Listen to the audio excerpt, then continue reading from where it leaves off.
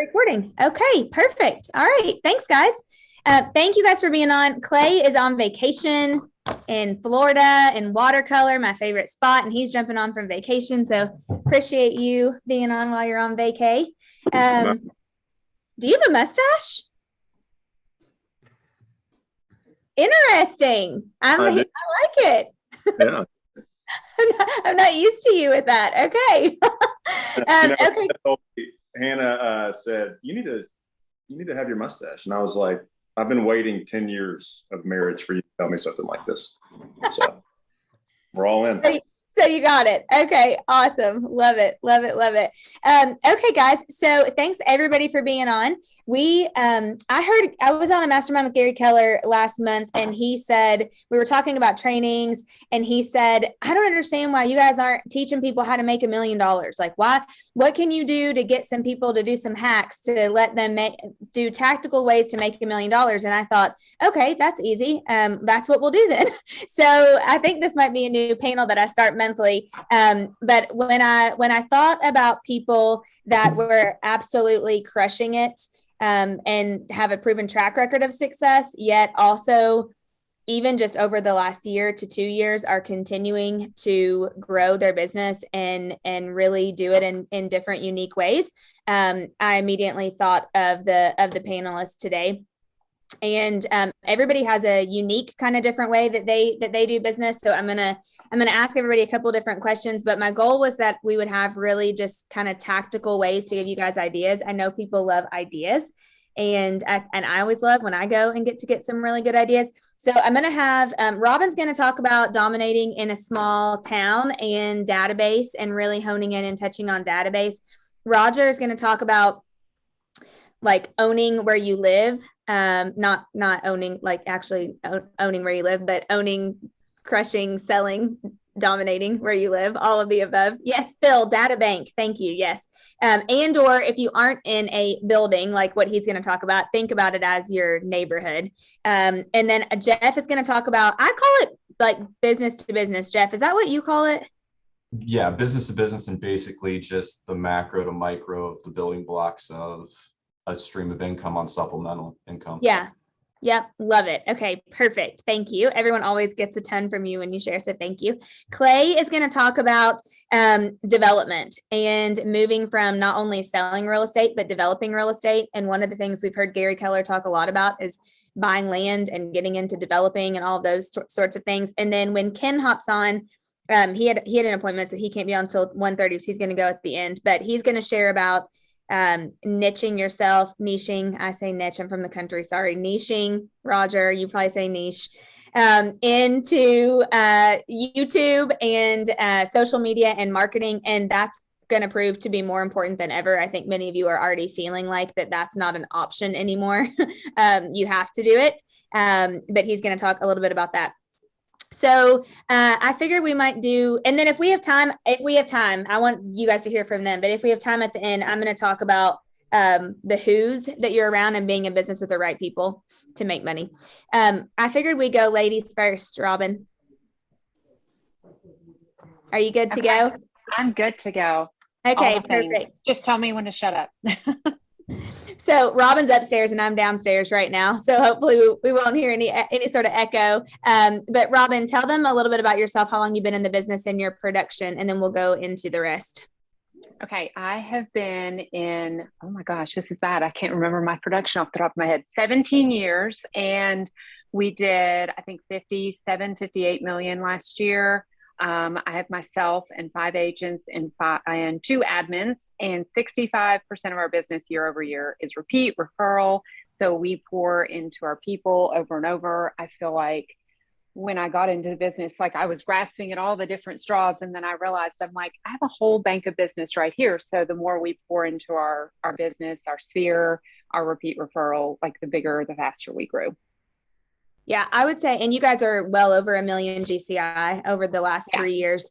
And individually, you still do a good portion of the business with a high GCI too. So I do 50%. That's probably too much, but I still do 50% of our business. No, 50. I think 50% actually is a good sweet spot too. Yeah. Really good sweet spot. Okay, so share with us a little bit about if you were about the touches and about going deep with your database, because you definitely do it one of the best of anybody that I know. We do. And I was thinking about that. I talked to my admin and I was like, we really don't. I went and typed this up this morning and I was like, oh, what we realistically have is we have a 72 touch plan. Like, I know everybody says a different number, but when I looked at it, what like we truly do, I can fluff up the numbers, is 72 touches. We're old school. We do a ton of mailing still, and people respond to that. Like, literally last week, I closed out a property and they were like, yeah, even though we moved to South Carolina, you still kept us on your mailing list. And when we decided to come back, like, it wasn't even a question. We just came back to you. So even though people move out of state, we still pour into them and we still reach out to them with our different touches too. We do magnet calendars. And I know all this is really generic, but it's honestly, so I have said the word, and I don't know if anybody else has done this, but I have said the word normalizing like over and over again. I'm like, the market is not crashing. It's normalizing. It's normalizing. I keep explaining that. I probably said it 20 times in the past week. And I think right now is the time that you really, really have to be consistent with your touches, with your database, and with your people. Should I share my screen? No, I'll just share my 72 touch plan at the end. But I feel like I would love for you to share it. Will you just go through a couple of them real quick? Yep. So we start out, we've got monthly postcards we do. And the big thing is you need to be genuine. You need to be yourself. Like, you can't just go. I had somebody call me the other day and said, oh, you've got a Boomtown website. I feel like I'll be successful if I have a Boomtown website. No, like, that's not what makes you consistent or successful. It's what you consistently do, what's genuine to you. And so I love recipes. Like, I have several people on my team that are bakers and cooks, and like, those things are really, that's genuine for us. And if I sent out things that just weren't genuine to us, it wouldn't work and nobody would respond to that. So I do monthly postcards, just like home tips or recipes. We consistently do that every month.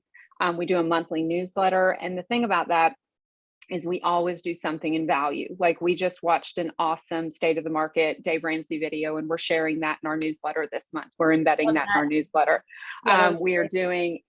We do magnet calendars. We do sports calendars with our local hometown team in it every year. We still do, I don't know if anybody else does this, but like, if we have a closing with you, we're going to like do a nice little letter and send you your Alta statement at the end of the year. That's just another touch. It's like a freebie. We do a quarterly text or a call. So that's 4 touches there. We do quarterly giveaways. And of course, we try to grow our social media via those quarterly giveaways. And we just try to do something with a local business. Like, we are all things local. Like, we don't try to go we don't give away Amazon cards. We don't do that. We try to go to all our local businesses that support us, and we do those giveaways, and we get a much bigger response from that. I love that. We're all things local. Participating in local is like the biggest thing, because we're in a town of like 30-some thousand people. We're in a college town. So if I'm going to do 56 million, I got to touch like a lot of those people because we don't have that many. And then my big thing, our touches, the ones that work better than everything is our events. Yep. We have, I think, the best event. We have a pool party, which is probably our biggest coming up. And we're collaborating with a local ice cream truck. And so we go in, we create a Facebook event for, like, when we decide 6 weeks out that this is going to be the date, we've reserved it, everything. We create an event 6 weeks out on Facebook. We invite all of our clients, and then we send out a postcard. So there's 2 touches right there. Yeah. And then we go in and then we kind of release, building up like anticipation. We release, week 5, we're going to say, we have a popsicle truck or an ice cream truck coming. And then week 4, we say, Apollo's Pizza is going to be the food that we're serving. And then we say, we're giving away water guns. And so we kind of build up, and that's just a reminder, hey, respond. And we've got, I think 50 some families, and we're still 3 weeks out. We're still 3 weeks out. We've already got 50 families committed to that. Robin, a couple things on the events really fast, because people always ask these questions. How often are you doing events? We've changed some things up this year. We do quarterly events. We do 4 to 5 a year. Okay. And then we've started doing micro events, and we've had a great response with the micro events, because everything isn't for everybody. Yeah. So we have we've gone into our Facebook. We did this a long time ago, and have a group that is just our clients, right? So then we go through and we create polls and say, which would you rather do? Would you rather watch a movie? If you'd rather watch a movie, what would you rather do? We did a local baseball game, and 36 people said, yeah, we'd rather do that. So we invited those 36 people. And then if those people didn't want to come, we went to like our next little people that were on rotation. So we've done smaller, more intimate events. Okay. I was going to say, so the micro event might just be maybe 50 people or less. Correct. Okay. Correct. 50 people or less. And so at the pool party, we can have a maximum of like 1,200 people, I think. But wow. I mean, you can't really go deep on those events. It's just fun and chaotic and just exciting. But our smaller events, we can really go deep. People really appreciate those more. We ask them to tag us, and we feel like people are a lot more grateful for those smaller events. Some other ideas are, we did smaller movie events. Like when we were coming out of pandemic, we had, I think you could have 20 people in a movie theater. So we had 5 families per movie theater, and we bought them these big giant bags of popcorn. And like, you would have thought it was Christmas for those little kiddaboos, and they will never use anybody else. And I probably have a group of 30 clients maybe that are all friends, and they're all related, and they just keep sending. And I got a listing last week, and they said, oh, well, we wouldn't use anybody else. I mean, like, we want to come to your events. We want to like be a part of that tribe, that community that we've kind of created. So it's pretty cool. I love that. It's exciting. Yeah. Okay. You have a couple questions. You have a couple of questions really fast about how many clients or how many names do you have in your 72 touch? How many people are you in your database doing the true 72 touch to? Probably we have about 800 names, past clients, and probably we're really getting a hold of 400 to 500 of those consistently. Okay. Yeah. And we're probably reaching more of those, but 400 to 500 of those are actually paying attention. Yeah. Well, and I know you have a ton of more people in your database, but they get like dripped on, and not the specific mailing. That's just past clients. Yeah. Right. Just past clients. Correct. We sent out for our pool party event, we sent out 690 postcards. Yep. Okay. Perfect. Okay. Yep. And then is the Facebook group different from your business page when you're doing the events? Do you have a separate Facebook group? Oh yeah. We have a Robin Jones group event, so that we can create, or not event, but group, closed group, so that we can create polls, because we discovered pretty quickly that that's the only way that you can create the polls. Yeah. I love the polls. Because we want them to be able to participate, because we don't like, I think I know what's best for everybody. And finally, I had a humbling moment when I went, oh, wait, I don't. Like, I need to know what they really want us to do, instead of just throwing a bunch of money at it and praying that they like it. Because we were like, oh, we'll have a picture event. Nobody wanted to come. Like, nobody cared about that. So I was like, well, maybe I should start asking. So, and that's been gold. Yeah, I love that. Okay. And then what do you use for your database management? Are you all in on Boomtown? All in on Boomtown. Yeah. Okay. Yeah. Love it. Perfect. Okay. I'm just trying to see. Oh, do you set aside time pre-post to connect with the attendees, or is it more informal when you do the movies? Are you like talking to everybody, or is it more informal? Are you setting aside time to connect with them? It is more informal. We're all there. We set up, we hand out their tickets, we hand out their popcorn vouchers and our drink vouchers.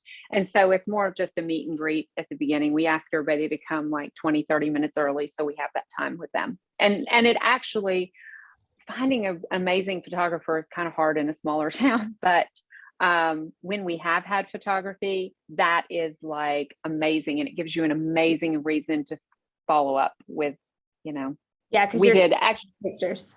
Yeah. And I'll tell you another event, and this wasn't what this was supposed to be as events, but that's what I'm most passionate about. But my other favorite one was a pumpkin patch one. And what we did, and I love this so much, is we did pumpkin patch, and we told everybody, we had like big raffles. We had a Blackstone that we gave away. We had gift cards. We had all kinds of fun stuff to give away. And we would announce those, kind of building up anticipation. And we said, for every canned good that you brought for God's Outreach, that you got a raffle ticket.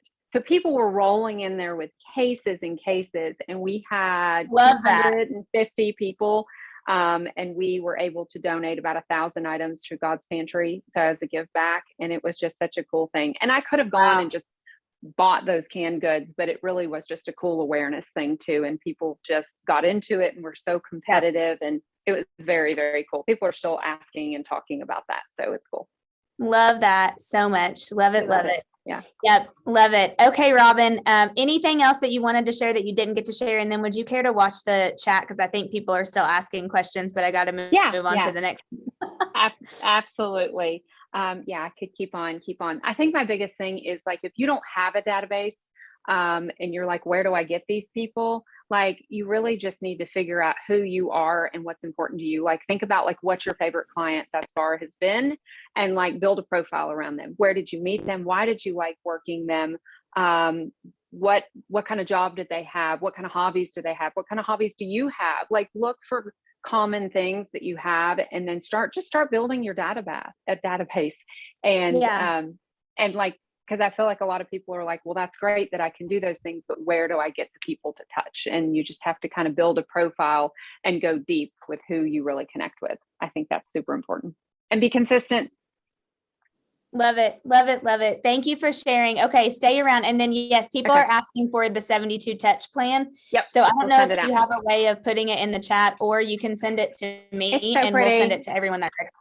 Good job. Make it all pretty and can. Oh, beautiful.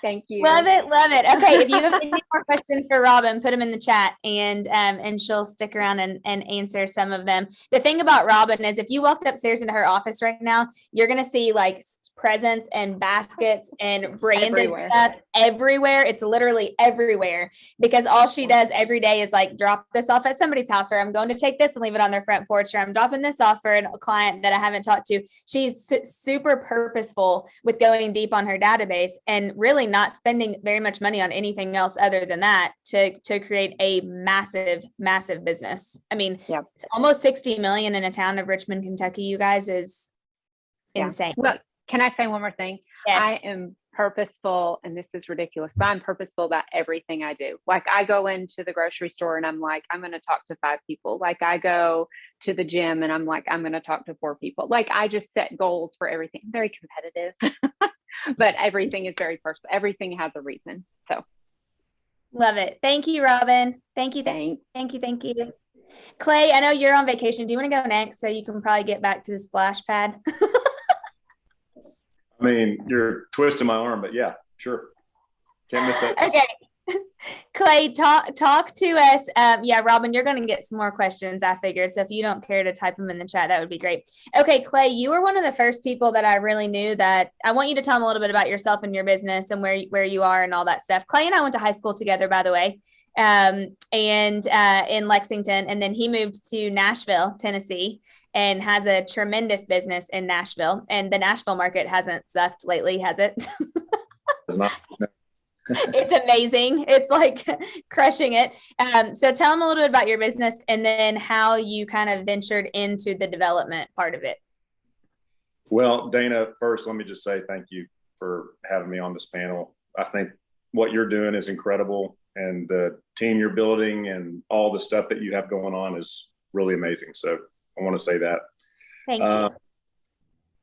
I moved to Nashville in 2003, and I've been here now about 20 years before the boom. Was in construction first, got into real estate after that, and was kind of just a solo grinder type. Just would work hard and set a goal, achieve the goal, until it started to wear on me. Yeah. I actually reached out to Dana And I said, I was actually where you are. I was in watercolor and when you called me, I remember. yeah. I was like, man, who do I call? I was like, I am making a lot of money and miserable. And so I called her and she said, do you have a coach? And I said, I don't need a coach. I was like, what are you talking about? I was like, I'm fine. I'm doing it, whatever. And she's like, so let me get this straight. You played basketball in college and you had all these coaches and teammates, and now you don't think you need them. So it was a wake up call to me. So long story short, I got hooked up with Adam Roach, who I'm sure you guys know. And he and I have been working together for about 3 years. But prior to that, I got out of construction, got into real estate sales, and I really just felt more in tune with the construction side of things. I mean, the kind of have an operations background, operations mind. I just really love the process, start to finish. Could sell, was having success selling, doing all that, but really just found the value there. And so I remember one day I just came home and I told my wife, I said, I really want to, at the time Nashville was, or I guess this was probably 2012. So we were coming out of recession type stuff. And in Nashville, we have a market called, it's an infill development market. So we have a lot of established neighborhoods, a lot of established communities in town where people will tear down houses and build new ones. Mm-hmm. And so I was keeping my eye on this, and I told her, I said, I really want to get involved in this industry, and what was your production around that time, do you think? In 2012, I mean, I don't know, not much. It wasn't much. I would say it was low. I mean, my production didn't ramp up until, I don't know, probably 2016 or so. Okay. It was low, but I set the intention that I wanted to do that. I communicated it to my wife, and she was like, she was like, all right, I'm just going to pray you meet somebody. And I was like, okay. So literally that day I met somebody, a builder, and I didn't really know how things worked or anything. I just wanted to get in. I met somebody at the mall. I was waiting outside of the Apple store, waiting for something. And it was just one of those moments. Followed him to a house. Long story short, I've been working with that guy for 10 years, selling his projects. He was the first person I ever partnered with on a development deal. And so kind of my segue into it, I guess what I'm trying to say here is that you really have to know what you want. Yeah. And you really have to know who you are. And I like what Robin said, where she's like, if it's not genuine to you, it won't work. That's true in everything. If you know who you are, okay, and I'm a believer. I believe that we're, God's greatest creations, and we have all of this power inside of us. If you know that and you know what you want, there's really nothing that can stop you. And this is how it works. When I wanted to get an infill development, it's all I thought about all day. That's all I thought about. I would notice everybody's signs going up. I would notice what they're paying for. I'm deep diving at night into seeing like what the margins are. How are people setting these things up? And I'm just all day taking this information in. And what happens is, I think, as your awareness opens up, there's opportunities out there for you in whatever you want to do, but we're just usually not aware of it because we kind of have our nose down, So getting with Adam helped me pull my nose up a little bit, but I really wanted to do this. And it was amazing how the opportunities just come into they seem like they come out of nowhere, but they don't. You're just aware of them for the first time. And so, yeah, I mean, that's kind of how I got started. There's much more I could say about it, but I don't know. You got to share. So what was your, how did you partner on the first one? What did that look like? Okay. So the very first deal that I ever did, I purchased a piece of property and I had no partner. I was like, this is a good piece of property, bought it. And I'm like, okay, now what do I do? So for a year, I tried to find somebody to partner with me. And my goal was to find a builder that I would partner with. Yeah. I would forego my commission. He would forego a builder's fee, and we would just split the profit. Just a very simple, like redneck Eastern Kentucky. No offense to Eastern Kentucky. That's where I'm from, so I'm saying it. But that's just kind of like what I was like, it's easy. Let's just do it this way. And so it took me about, I don't know, a year, because I really wasn't super intentional about it. But I found somebody, we partnered on it, and we sold the house, and it was in Oak Hill in Nashville. We sold it for like $1.2 million, and we made a $200,000 profit and split it. And this was in 2014 or 15. And at the time I was thinking, I remember, I'll never forget selling that, like the amount of fun I had doing that, selling it, closing on the deal, getting the money, and looking at that check and going, man, I would have to sell like $3.5 million of real estate to make this money. And I just did it in one deal, and I had so much fun doing it. I was like, I'm doing this, And so that was kind of the starting point. And now, I mean, we've developed now, I have a business partner. We co-founded a group called Boulevard Nashville here in the city, and we do infill development, and we do like luxury single family. We do mostly in-town stuff, all the way up to 10 to 15 unit flats and condos. So, that's how it started. Okay.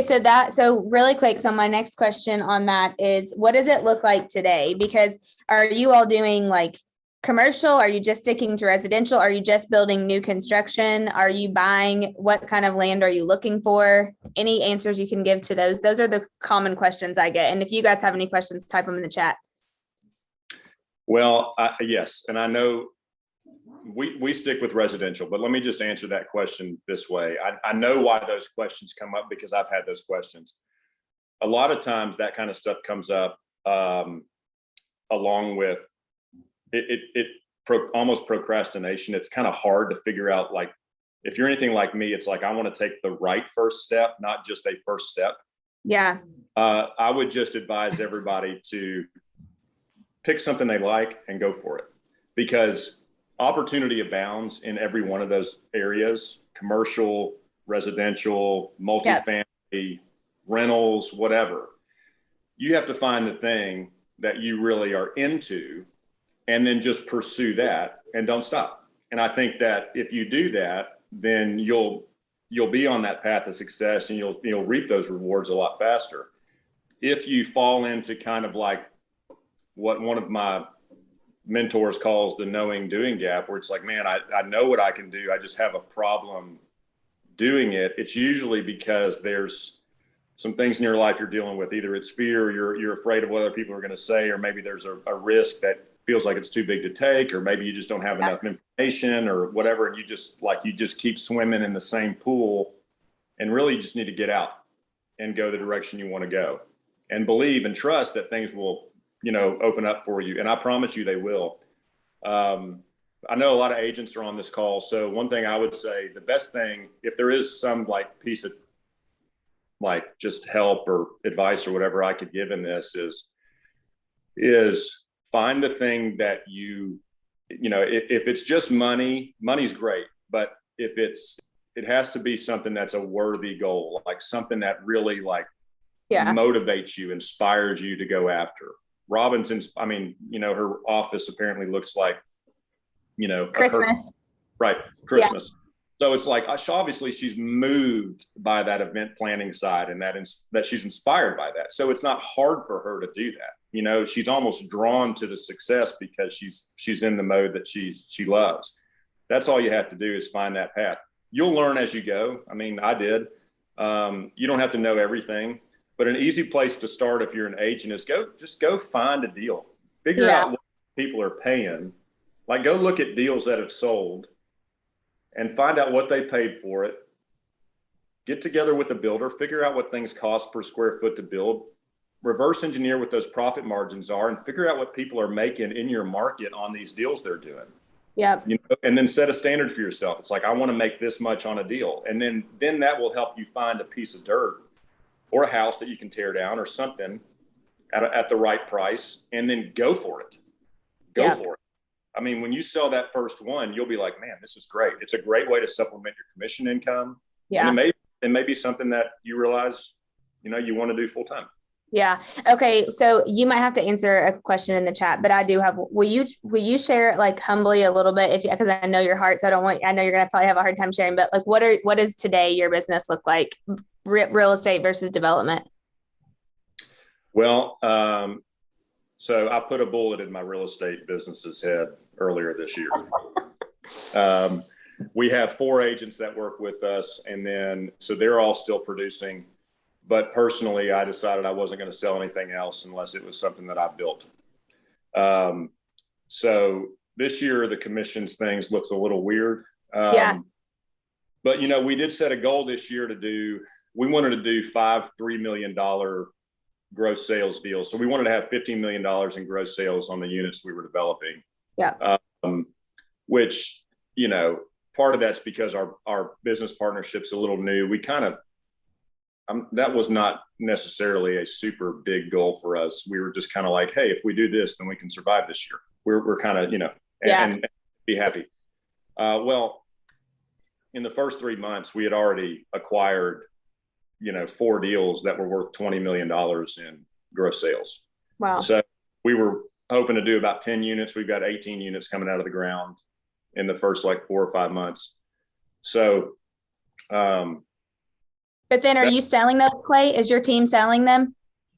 Yeah, we'll sell them. We're all licensed. So we call us the big 4. We've got the 4 agents, but we've got me and my business partner.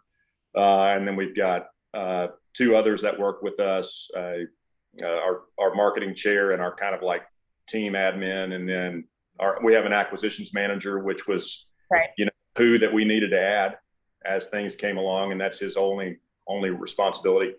And then someone just said that, I love this, Clay. Someone just said in the chat, you're creating your own inventory. And that's very accurate. Well, okay, secret sauce. I mean, that was right. They always said, if you're not listing, you're losing. Yeah. And I think a better way to list than just build them, Yeah, totally. From that listing. So, anyway, I love that. Totally. Yeah, that's awesome. Well, thank you so much for sharing. And if you don't care, if you guys have any more questions, type them in the chat. I think you have one in the chat, Clay. Maybe you could respond to, just so at time purposes, I can move on. But, if anybody has any questions on the development, I anticipate us continuing to get a lot deeper into this, especially as top real estate agents. And I love exactly what, I don't know who KW Silicon City is. So thanks for being on. However, I love what you said, create your own inventory, because that's exactly what Clay has done. And at this point, developing hundreds of millions of dollars worth of real estate is a different game.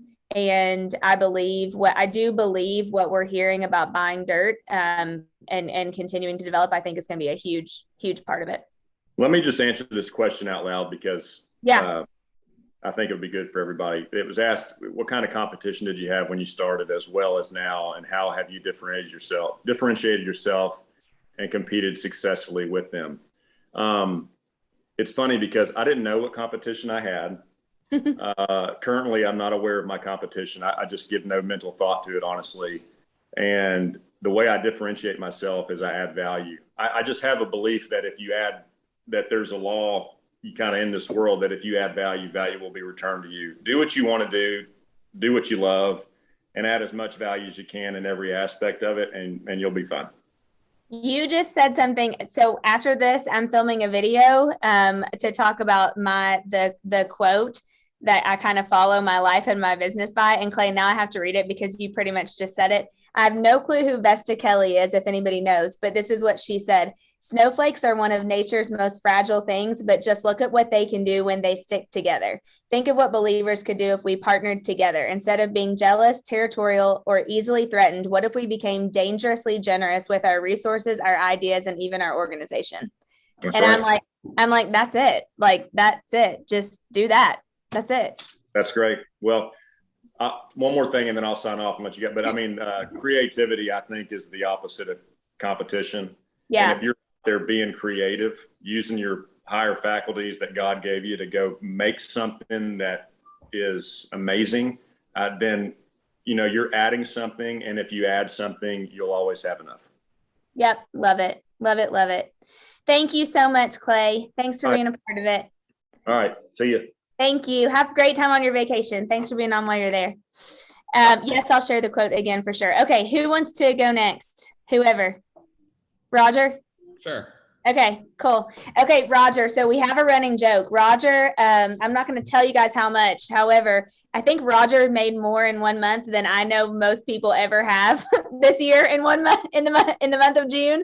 And he is absolutely dominating his condo building. So tell them a little bit about your business. And then I can fire away some questions too, but you just just love what you're doing. Okay. So I have been in sales for 9 years total now. I have a team of 6. We're rated about 31 million right now for the year. So hoping to end up in that mid to high 50 range. What I have done in the past couple of years, just kind of decided that, I wanted to be in, a niche market myself. Dana, I think we actually do say that the same way.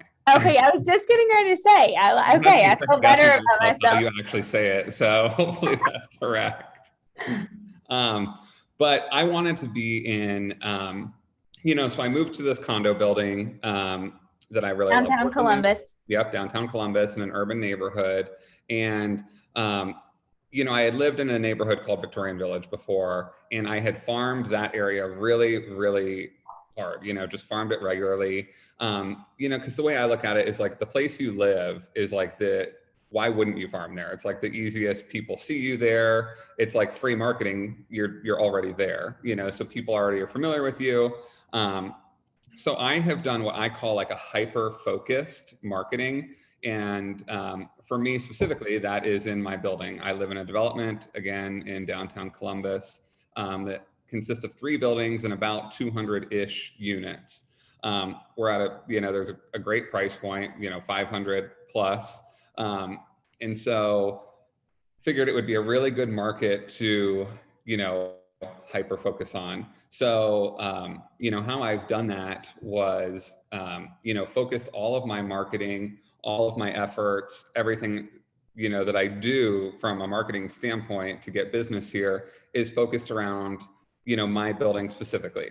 And for people that don't live in buildings, just your neighborhood, your marketing should be very specific to your neighborhood. Everything you do should be very specific, very hyper-focused to this area. And that's what I have done in Parks Edge. All of our postcards, all the stats, everything that we send out is specific to this building. I get postcards myself from other agents that talk about the general Columbus market, and it just makes me laugh because I just look at the stats and I say, that does not apply to any of these people whatsoever. Our downtown Columbus market is so different than the market 2 miles away in Upper Arlington, night and day. And neighbors will stop me in the hallway and say, is this accurate? I got this postcard, and I'll just tell them, no, it's not. If you're curious about it, let's chat, and all of our marketing, again, is very, very specific to this building in this neighborhood specifically. So the stats that they're going to see on our postcards are, what's happening in this market very specifically, and not, other neighborhoods across the board. So I'm really, again, I call it my hyper focus, so I'm really focusing specifically on a very small area. All of my farming is targeted toward this area. So again, my stats are very specific to the building, to the neighborhood. All of the things that I'm marketing are, the most recent sales in the building, new listings, things like that. It makes it a lot easier because you're really able to kind of just hone in on an area versus being very broad in marketing to a large area. So Roger, okay, couple questions. When you started, did you just start farming to all 200, or how did you start with a smaller amount, or what did you do when you started? So when I started, truthfully, I started organically, living here, being a realtor, met some neighbors, which again is why starting where you live is a very easy thing to do, because again, it happens organically. You meet neighbors, you get business from that. But yes, I have always targeted directly to Parks Edge specifically. So everything I have sent out has always been very intentionally geared to Parks Edge specifically. If I send out a letter, it's neighbors, and I reference Parks Edge, and I reference that, if we haven't met yet, I'm your neighbor. You've definitely seen me around with my 3 dogs, 'cause I'm out all the time with my 3 dogs around here. So everyone knows me. And I've always sure to just make it very specifically about Parks Edge. And again, if that was your neighborhood, and it wasn't a building, just being very intentional and very specific with that neighborhood.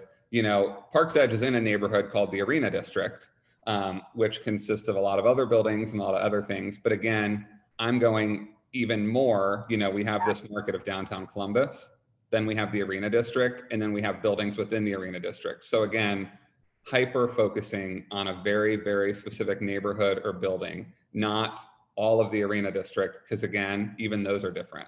Yeah. Okay. So gosh, I have so many questions. So what are some of the best things you've done to touch, like what's worked the best besides just living there? Because I know you do your Christmas letter. Of course. Yeah. So a lot of things, a lot of it is relationship based. And as you know, real estate is a relationship based business. For this building, it was built by a developer. They were all built in 2017. Nationwide Realty Investors, NRI, built this development. They have an in-house sales team that did all the sales. Non-licensed agent that sold all the sales. So that sold them all originally. So I formed relationships with these people. Yeah. Erin was the rep at NRI. Every time someone reaches out to her, which naturally they do, because she was their guide from the start to finish process for building these out.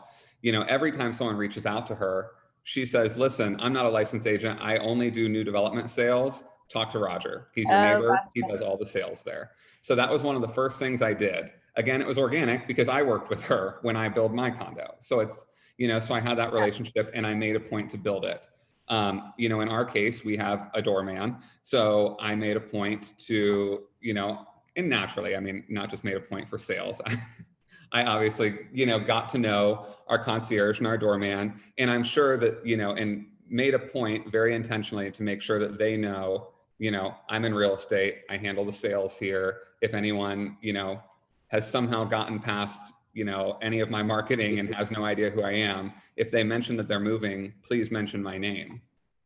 So I've made a point to make relationships with those people. It would be the same in a neighborhood if you had like an HOA, right? And you mentioned to the HOA president or HOA board, like, hey, just as an FYI, I am a realtor and very, I obviously live here and, I'm very aware of the markets, for this specific neighborhood and would love to help anyone that has questions or is looking to move or anything like that.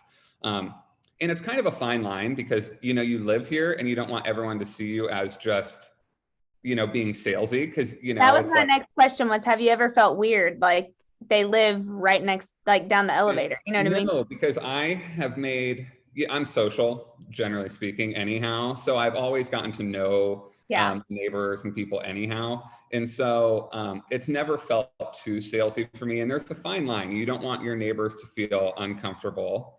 So I've always made a point to make them aware, but I still have, regular daily, in passing conversations with people. And all of our marketing that goes out is not always intended around sales. So we will market, if there's events or things like that happening in the neighborhood, where we live, every race, every, Heart Walk, Red, White, and Boom, every major event, they close down every street in our neighborhood and we can barely get out of our garage, so sometimes, some marketing could be geared around just making people aware of what's going on in our neighborhood this weekend, what's, things like that. So it's not all focused around, look what we just sold, now that is, we do include that, so that is included in the marketing. We make sure everyone knows of, recent sales, new listings, current inventory, the stats, all that good stuff. And are you touching them with that? And are you mailing it? We are mailing it, yeah, because again, I don't want to cross the line of dropping it in their mailbox or leaving it at the front desk. Regularly, every sale we make a postcard, and at this point we're closing, 2 to 5 a month here. Yep. So we're, every sale we're marketing. It's a little bit easier again because I live here, and that's again kind of the nice thing with farming where you live is you get in these natural touches where you don't have to send something. They see you in the hallway, you can stop and have a conversation. An added benefit for me is that I have 3 dogs. We are literally in and out all day, every day. People see us constantly, and we have small talk with everyone, and it's just really, it's made it really organic and really easy to do. So a couple quick fire questions. And then if you have any more, if you guys have in the chat, you can definitely type them in. So you moved there in 2017? Yes. Or I guess, okay, so my question, that was 5 years ago. So I think when people hear farming, they know it's kind of a long, but 18. Okay. They know it's kind of a long-term play. So from the time you started marketing until today, how long did it take before it really started to show up? I would say probably a year. Okay. Very, very consistent marketing. And that is probably shorter than most. In Victorian Village, it was much different because it was a large neighborhood. There were a lot of agents working in that neighborhood already. Given the fact that I lived here and that we are a building, so I do think that it makes it a little bit, we're a little bit more friendly. We have common areas that we hang out at. I see all my neighbors in the lobby, in the garage, at the pool, at the park. I see these people all over the place. So it did make it a little bit easier. So I think, that's, in reality, I would say it generally takes a little bit longer, but they say 12 to 18 months is the average. So I think yours is probably, and actually Felicia asked the question, that was my next question. What percentage of your business now is actually coming from Parks Edge? So mine personally, so I have a team of 6. So I do, I guess at this point, probably 75% of our team's business. I would say of mine, 95%. Is coming just from Parks Edge. It is coming from Parks Edge. And that's also, the nice thing is I've become pretty much the exclusive agent for the building, which is, has been great. And it's funny because, neighbors will reach out and they'll have they're getting ready to sell and they have a really good friend in real estate. And someone said to me a couple months ago when I sold their unit, they said, we have a really good friend in real estate, but just like transactions just can't get done in this building without you involved. And our friend even understood that, like our friend even said that, and so we had to work with you. You've done, Roger, this is what I wanted everybody to hear. You've done what I keep saying month after month. You are the local expert economist there. Like they truly believe that no one can sell anything in your building as good as what you can sell it for. And and people can do that in neighborhoods. That is, Felicia's exactly right. That's the power. Felicia, I'm gonna let you lead this next time because you're saying everything I'm saying. It's the power of being hyper focused, and that's what you've done. And I mean, we joke that every other day it's like Roger closed another million, Roger closed another one, 1 million, Roger closed another million.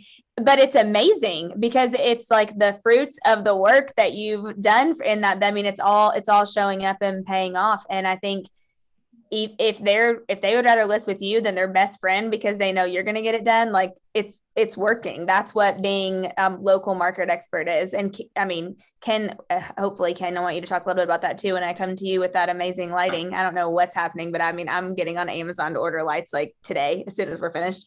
I'm going to have them in every office. But it totally pays off. And that's what you've done. Yeah. Love it. Okay, Roger, I do have to move on, but you have about a handful of questions in the chat. So will you go through and answer those in the chat, pretty please? Yes, absolutely. Is there anything you wanted to say that you didn't get to say that you would give them advice about?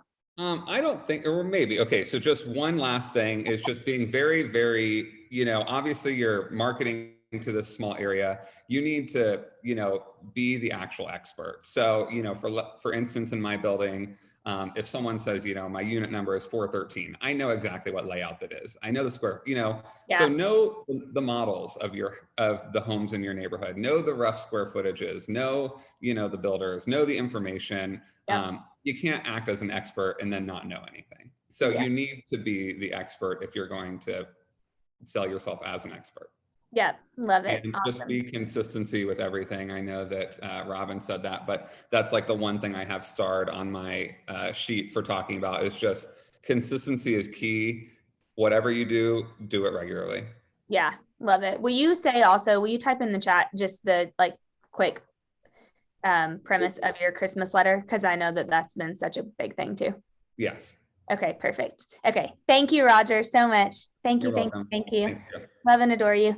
Jeff, you want to go next? And then Ken, you can close this out. And guys, we might run 10 minutes, 10, 15 minutes past. Sorry. So we'll be kind of quick with it. Oh my gosh. And Ken privately sent me the lighting. Woo! Is that what it is? I'm ordering it. Yes. Okay, perfect. Okay, Jeff, I've interviewed you before about this, and everyone said share the lighting public, Ken. I'm getting, my messages are blowing up, and now my text is too. Okay, Jeff, I have interviewed you before about what you do, and people absolutely always have a bajillion questions. So thank you for coming back on and talking about it. Yeah, you're gonna have to stop me though and interject with questions because you know I'm a rambler. So it's okay. I think we all are. I'll bring the meat though, so we'll be good. Thank you. Okay, take it away. Tell them about you and what you do. I'm an individual agent. I've been doing this for 16 years. The big thing that really kind of brought this into fruition was a family member of mine died, and we went to an estate attorney to go and basically handle all the proceedings of the will and so forth. This was around the time of the recession in 2008. So the biggest thing that I was running into is how to create supplemental income or some type of guaranteed income without having to work as hard. Leveraging is very difficult for an individual agent, obviously. I don't do well with big parties with clients. They get frustrated with me because I can't work a room that well. But if you put me into an atmosphere where it's workable, it definitely can be done. Because I never like to talk in confirmation of like you can't do something. Yeah. The big thing about that was, fortunately enough, it was a probate attorney, which means that you pass away without a will. If some of you don't know that concept, everyone has one, obviously, in their states. It's an actual very lucrative business, and you would be surprised about 62% of people pass away without wills. So when you're talking about the amount of clientele that you can get from that, as morbid as it sounds, it is actually very lucrative. So with that being said, he was fortunately to be the president of the Bar Association as well. So my whole thing was everyone was gravitating towards short sales and bank owns back in 2007, 2008. That was not my gig. I don't like to reduce commissions based off of that. And just the start to stop finish of that from closing, way too long to make income off of it.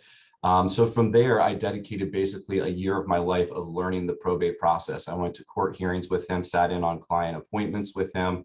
For his standpoint of it, and any attorney standpoint, they don't make the money until the deal is closed, but they're also putting their client and their reputation in your hands. So the big premise behind that was I dedicated a full year to do whatever he wanted me to do. So he molded me into this particular professional. From there, he started, because he was the president of the Bar Association, having a ton of events and inviting me to those events. And that is where I worked the room. So from 2008, and I have some of the statistics, from 2012, I became an exclusive agent for 21 estate attorneys within the Columbus market. Wow. From there, I then have now moved on to corporate attorneys, divorce attorneys. And from the corporate standpoint, these are just people going to either patent something or put their business in an LLC and get business planning from there. To multiple different genres of real estate attorneys. Right now, I actually just signed a contract with a law firm to be basically like their expert witness. So essentially, when there's litigation, I go as a real estate representative. I get paid to do it, but also I am their exclusive agent for the entire firm. That's super cool. Yeah, that's something that just took place about 2 months ago, and I've been working on it for about a year. So a lot of this, whenever I'm on panels, I always hear like, oh, this sounds great. You know, it makes it seem so easy. It takes some legwork, but I can tell you it will explode once you perfect one situation or one client out of it. So it's definitely achievable and it's definitely doable. So from that standpoint, I average about 30 to 40 million every year. I will say that this has grown from the beginning years. It was about 20 to 30% of my business. Right now, it's about 40% of my business. Wow. And this is what I really call a permanent or guaranteed referral network. It's something that I really do not have to work very hard for, but it is something where I have ABAs in line with attorneys because obviously they're very contract driven. ABAs are just basically guaranteed contracts of service. So with that being said, I have those with attorneys. And from there, I took this concept and I worked it with all of my service providers. So when it comes to estates, that's one portion of my business. About 15% of my business right now comes from just my accountant. So for tax purposes, anyone who wants to basically go into investing, I hit that network very well. Or just personal residence where people are doing step up homes. I mean, the main concept of what they're talking about when you're basically doing your taxes, your home is always one topic of conversation.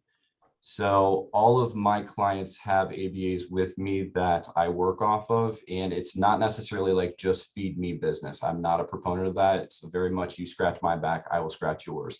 So with the service providers that I work with and with the attorneys, I guarantee them on average about 10 to 15 clients a year that they will get from me as a referral basis. And then I do not put a numeric cap on what I get from those particular attorneys or those clients. It's just basically showing them that they will have a platform or a foundation of business that they will receive from me. And then I get basically the loyalty built in for guaranteed referrals and networking. Love Any that. questions so far? You just let me talk for 10 minutes and didn't interrupt me once. It was so good. I was writing so much down. Okay. Kelly, he started it with just one attorney. Right. That was your friend, Jeff.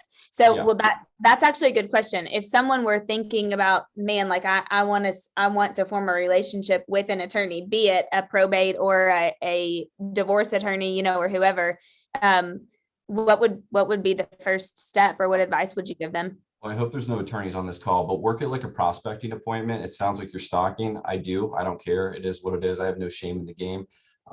They will rank themselves on a monthly basis, just like we have in the Columbus market. I know other markets do. Top Producer Magazine. It ranks you off your volume. It ranks attorneys off of their success rate and their volume rate. So if you want to start basically prospecting for attorneys in certain niche markets that do a good book of business or basically are very popular in their field, that's how you really should start that platform, and then just nurture the relationship as best you can. Yeah, love that. Okay. Do those clients turn into referrals? Like, do you work them to get more referrals too? Yeah. So with estates, obviously it's a representative that's an executor to sell a family member or next of kin or whatever the case may be. But from there, they get into my database in terms of nurturing that relationship for their home. So I have sold for one particular client, 13 properties in the 16 years I've been a real estate agent. Wow.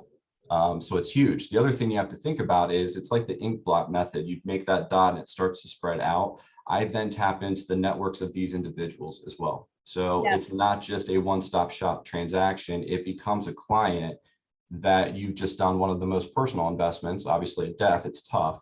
But then you become their realtor and get that referral network from them. So I never do just a one-stop turn and burn transaction. It's always very purposeful in terms of where can I cultivate additional relationships from one individual.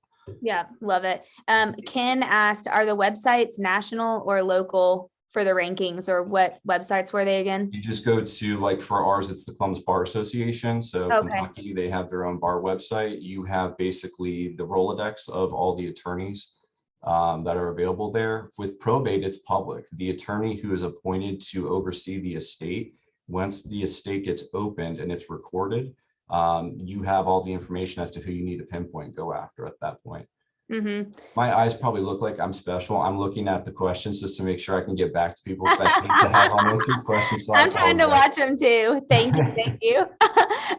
Okay. And Kelly had a good question. What do you do? Oh, Rachel posted one. Thank you so much, Rachel. Love it. Thank you. Thank you. What if they don't want to just work with one realtor? What do you do or say? I haven't really run into that. The biggest thing about it is when they mold you into what they want. I mean, it's very similar to my contractors. When they work under my service line and I refer my clients to them, I have many contractors that don't need to go out to the public because they get fed so much. So the loyalty to me is they generate what they expect to deliver to the client so that the client is always happy. Also, not to sound greedy, but let's be honest here, they don't get paid until I do the job. So they're not going to want to spread this out to a bunch of different real estate agents. I will tell you that majority of the time, my attorneys, if they come to the table, the executors with an agent, he will basically steer them away from it. Wow. Yeah. And a lot of times what he'll do is he puts me on speakerphone during their consultation and we knock it out right then and there. That is so good. I love that. Yeah. But you have to be on the lookout. I mean, when he comes calling, even if I'm in an appointment, I have to say, we need to hold on for a little bit, or go look at this for a little bit. And I need to take that call. It doesn't mean that I interrupt the appointment. You want to stay professional, but at the same token, I am at their beck and call. And that is something that I deliver with my pitch of results. Yeah. Yeah. I love that. I love it. Oh my gosh. Okay. If anybody has any more questions for Jeff, thank you for sharing all that. Every time I hear you talk about this, it makes Sarah, I'm like, man, like we got to go find an attorney because I just think that's something anybody can do. Yet it is definitely relationship building and hard work, but it has paid off extremely, extremely well for you. Can I add one more thing before I let Yes, you go? absolutely. So in terms of, like, I call it a spider web, the biggest thing that you have to think of is if you don't want to go the attorney route, just go with your service providers, just as a baseline platform. So in terms of, like, even my cleaning crews, if someone calls them in for a consultation, they talk about moving, I get that referral right then and there. In terms of just accountants or financial planners, whatever the case may be, these are all individuals that have some type of conversation about real estate. And when they get in front of that professional and you're getting the direct referral, it's so much stronger than it is to, okay, go off on your own and figure it out.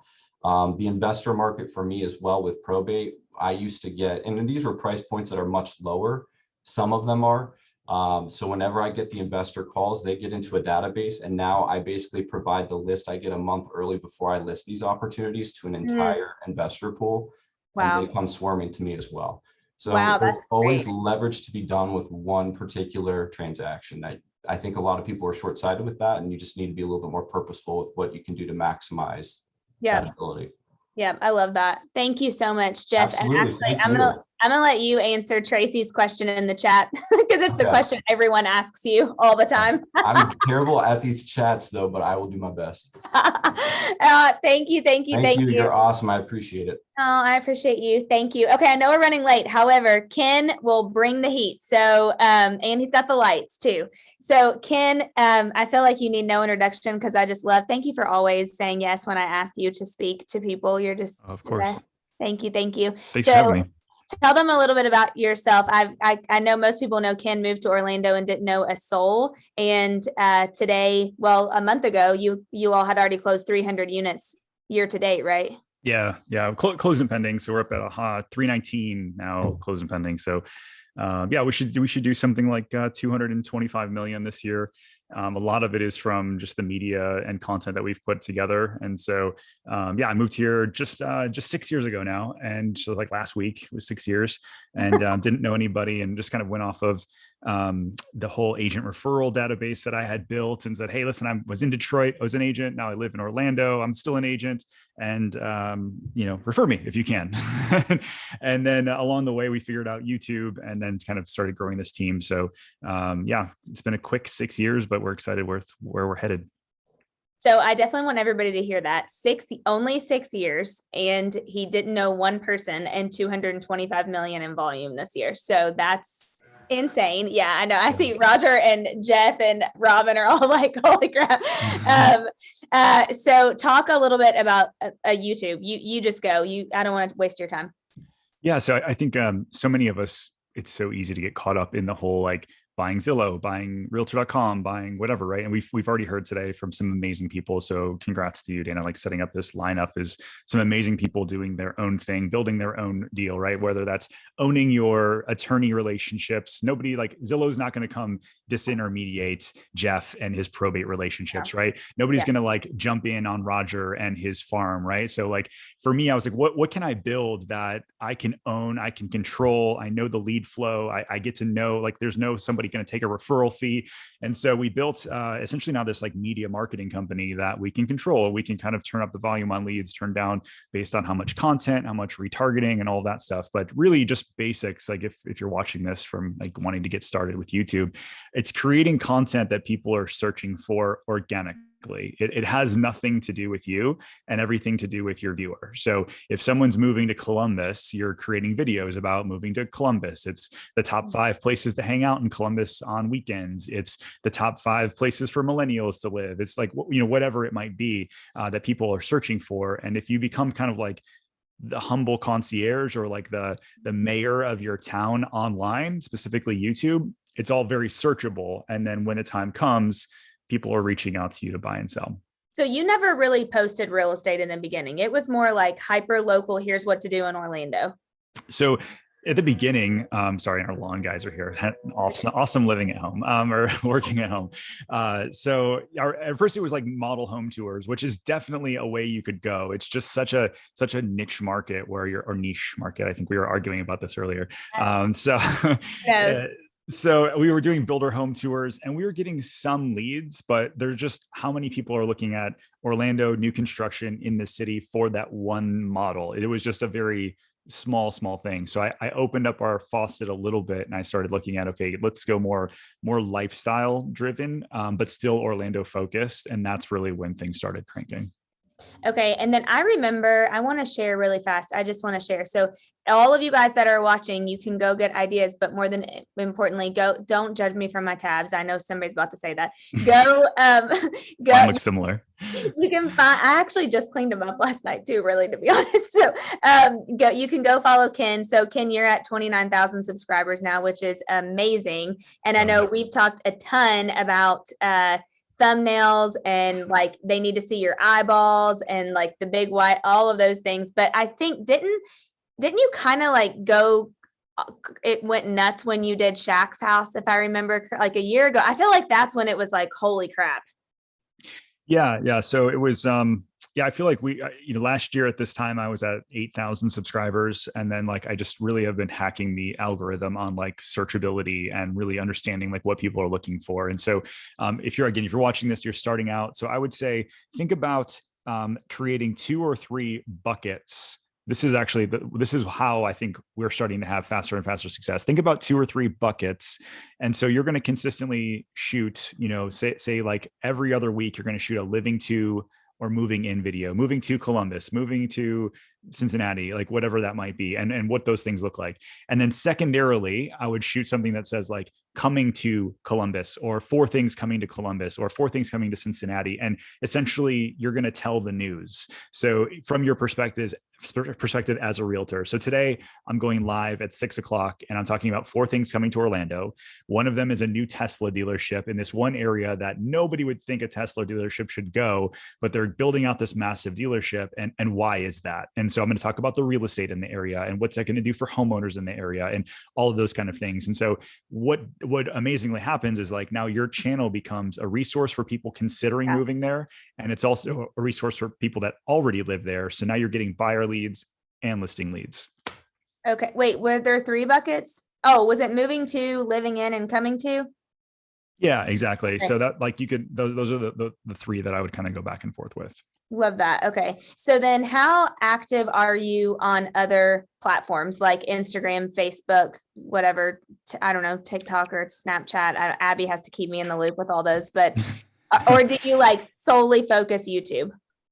So I have a very active Instagram. I think I've got 8,500 followers over there. And that started growing when I started on YouTube saying, hey, by the way, if you're interested in sort of like my daily insights into Orlando, you want to follow along with my stories, follow me on Instagram. And so what's incredible is that people will watch me on YouTube, subscribe, but then they'll follow me on Instagram and then they'll message me on Instagram. Hey, we found you on YouTube. I've been following you for the past year.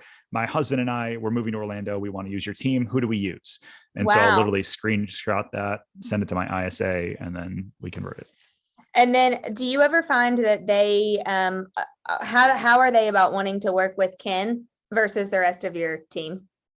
Yeah. So that was a script that we've cultivated over the past 2 years specifically. And so usually the intake call is like, oh my gosh, that's so exciting. Thank you for following along on our channel. Tell me about you. Like, so why Orlando, or why are you thinking about selling? Let's get into some motivation here. Where do you want to live? What's your price point? And then they'll just like a normal buyer consult, like for 5 or 10 minutes, like high level buyer consult, our ISAs do. And then at the end, they say, you know who I think Ken would want you to work with is Brianna, because Oh, Brianna that's good. specializes. Yeah, right. Brianna specializes in short-term Airbnbs, and she's Ken's partner in that area. So when can she reach out? And so 90% of the time that does it. Like, it's a nice warm handoff. The agents love it because it's a ready to go lead. They're not having to do the 10 days of pain. It's literally people that have reached out to work with us. And then that 10% that are like, well, wait a minute, I really wanted to work with Ken. Like, where's Ken? And they'll say, Ken still sells real estate all the time, but he's booking up months in advance at this point, and we really want to take care of you today. So again, his best partner would be Geo in that area, right? And most of the time that does it. Love that. That's a great script. You know who I think Ken would want you to work with. I love that. That is super good. Love that. Love that. Okay. So I know we have to go. I know you have to go. I want to be respectful of the time. I need to have like 2 hours on these things. So what tip, Ken, would you give somebody that's looking to start? And also, how do you feel about people that don't want to do video in the future? Yeah, I think video is the way where all of us are going. And so, I mean, it's not where we're going. It's actually here. And if you're not starting today or this week, you're going to sort of get left behind. And so I think that two things: mindset wise, you can own this asset where instead of renting someone else's business, because that's what you're doing when you're buying leads. So get started. And two, all of us, we started, open houses. We all sucked at open houses the first time we did it, right? Like, it was awkward. You're asking people to check in, you're following them around. It was really weird, but eventually you got better at it, right? And so video is the exact same thing. The more you do, the better you get. And so just get started and it'll work out. Yep. Love it. Love it. Love it. If anybody has any questions for Ken, now's the time. Speak now or forever hold your peace. Look at Tyler on. Oh my gosh. In my office. What's up, Tyler? I knew somebody was gonna ask this. Okay, last one. Essential equipment for videos. Gosh, there's so many. Any cheap tool or like quick thing that you would say is a must? I would buy a gimbal. And I would just start with your cell phone. You do not need to go buy some massively expensive gear to start. Just get started with what you already have. But a gimbal will kind of create that smooth cinematic look. And I would just get out, turn the camera on you, and start talking about your town. Hey, here's the 5 reasons why I freaking love living in Cincinnati. And you start going through it. That's significantly easy for everybody to do. Yeah. And Ken, I feel like in the beginning, when you started always talking to, like, everybody feels awkward looking at themselves on camera and talking but you like, I like more of the organic, like those are the ones that I watch, not somebody that's like perfected every single thing that they say. Yeah, exactly. And I don't script anything. I bullet point it out. So I'm usually like intro, 2 or 3 points, outro, and I shoot them all individually. So don't feel like you need to talk for 10 minutes straight and never say like, you can break it down and make it really easy on yourself. Oh, Chris Gorman with the good question. Okay, this really will be the last one. Resources to learn about searchability and algorithms. Great question. So my guru, my coach, his name is Daryl Eves, and he gives away, it's Daryl Eves. He's like Mr. Beast's right-hand man as well. If you know who Mr. Beast is, massive YouTuber. And he gives away like 90% of what you need to know for free on YouTube. So just go follow him. Oh, wow. Okay, awesome. So for those that stayed late, you got the gold. And Rachel busted out the gimbal. Thank you so much, Rachel. Thanks, Rachel. All right, guys. Thank you so much. Thanks for sharing, Jeff and Roger and Robin and Ken and Clay, for being on vacation. And I'm just so glad that everybody got value added today. We had a ton of people on, so thank you guys. And we'll send the recording, and I'll send, if you need anything, we'll send Robin's touch plan. And we'll save the chat and link some of these things too and send in the follow-up email. So thank you guys for being on. Thank you guys for sharing and all that you do, and just for your friendship. Love you guys. Have a great week. See ya. Bye.